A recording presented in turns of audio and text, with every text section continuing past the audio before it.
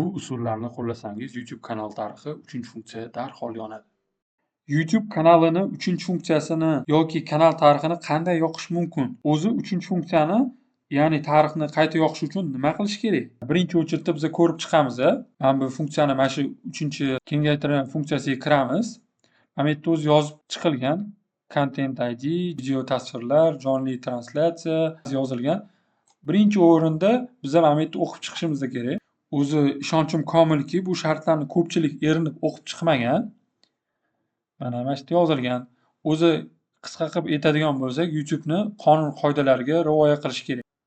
3-funksiyani yoqishi ikkita usuli bor. Birinchisini ko'rib chiqamiz. Sozlamaga kiramiz. Kanalga kiramiz. Kanaldan funksiyani mavjudligiga kiramiz va bu yoqqa kirganimizdan keyin ikkalasi yoniq turgan bo'lishi kerak. Bu yoniq turmagan bo'lsa, 3-funksiya yoqilmaydi. Keyin biz kanalni verifikatsiyadan o'tganmi, o'tmaganini tekshiramiz. Biz yozishimiz kerak. Mana shu oxirida verify deb keyin bizga chiqarib beradi. Mana Chrome'ga kirishimiz kerak. Chrome kirganimizdan o'ng tomonda burchakda значок turadi. Bizning Google akkauntimizniki. O'shanga bosamiz. Bosganimizdan keyin управление akkauntim Google bosishimiz kerak. Keyin u yoqdan keyin biz личный informatsiyaga bosamiz, chap tomonda ikkinchiga. Keyin uni bosganimizdan keyin bizda pastda mana bu yerda telefon nomerimiz turadi. Kontaktli informatsiya degan joyda. O'sha telefon nomerimizga bosamiz. Telefon nomerimizni bosganimizdan keyin yana shunaqa telefon nomeri chiqadi. Bu telefon nomerini yana bir bosamiz.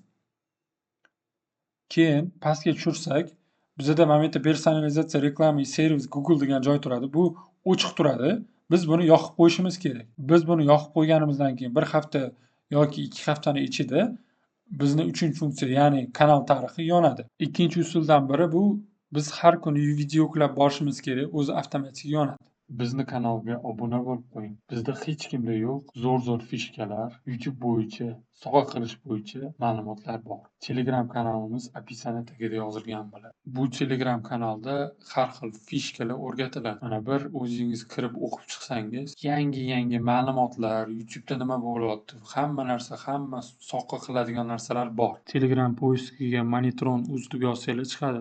Monitron. YouTube'da kanal tarixini tez yoqishning 200% usuli. Bu usul bilan kanalingizni maksimal faollik berish va 3-funksiyani, ya'ni tarixini tez yoqish mumkin.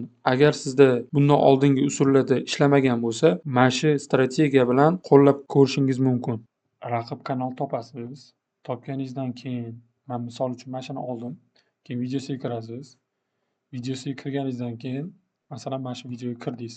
Bunga kirganingizdan keyin kommentariyasiga yozasiz nimadir deb. Keyin like bosasiz. 3 ta videosiga, mana masalan, like bosdingiz. Bosgandan keyin kommentariyasiga nimadir deb yozdingiz. Keyingi videosiga o'tasiz. Shunaqa qilib 3 ta videosiga like bilan komment yozishingiz kerak. Bu narsani siz 3 kun davom qilasiz. Misol uchun mana shu 3 ta videosiga 3 ta like, 3 ta komment yozganingizdan keyin shu kuni 2 ta video qo'yasiz. Shu narsani 3 kun takrorlasangiz, ikkinchi kun agar kompyuteringizda Opera Mini yoki Forex brauzerlar bo'lmasa, yuklab olishimiz kerak. Biz bu uchun Google ga kiramiz yoki Chrome ga kiramiz. Yozishimiz kerak Opera Mini download.